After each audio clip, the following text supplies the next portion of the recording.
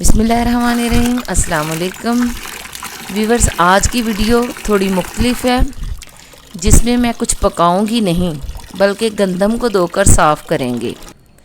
हम ज़िम्मेदार हैं और घर की गंदम होती है जिसको चक्की में पिसवा कर इसका आटा बनवाते हैं, लेकिन हम हर बार आटा पिसवाने से कबल गंदम को अच्छी तरह धोते हैं ताकि इससे मिट्टी, पत्थर और फालतू लकड़ियाँ निकल जाएं, क्योंकि सेहत से ज़्यादा हम कुछ नहीं। अच्छा, तो हम इसको साफ़ करते हैं। एक बड़े टब को पानी से भरकर गंदम डालकर अच्छी तरह साफ़ करेंगे। आप देख सकते हैं कितना फालतू मटेरियल तैर कर निकल रहा है।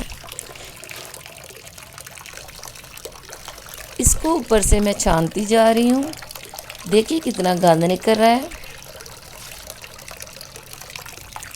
तो व्यूवर्स, गंदम को हम 3 बार मल कर धोएंगे तो गंदम मोती की तरह साफ़ हो जाएगी।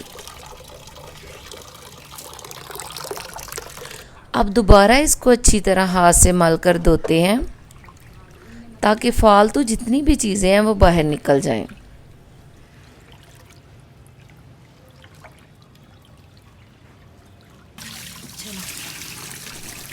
गंदा पानी निकालते जाएंगे और व्यूवर्स देखें, गंदम मोती की तरह चमकदार नज़र आ रही है।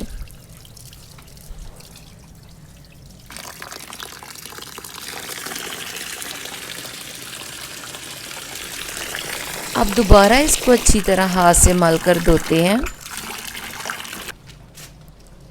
इतनी देर में चारपाई रखकर इसके ऊपर कपड़ा बिछा लेते हैं।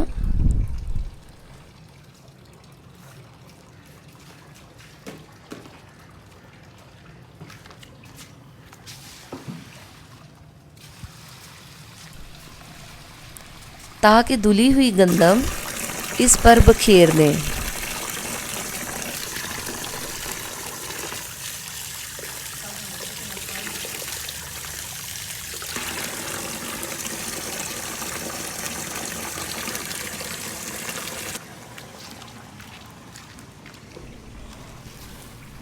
और धूप में जल्दी सूख जाए।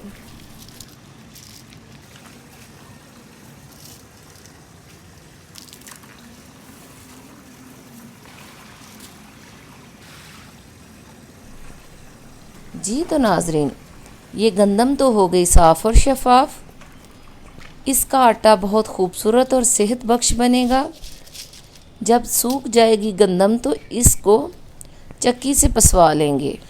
है तो थोड़ा मेहनत वाला काम, लेकिन इस धुली हुई गंदम के आटे की रोटी बहुत ही मज़ेदार बनेगी। ये थी आज की छोटी सी वीडियो।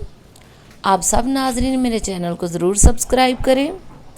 अपना ढेर सारा ख्याल रखें। मुझे आपके तावन की बहुत ज़रूरत है और प्लीज़ मुझे दुआओं में याद रखें। अल्लाह हाफिज़।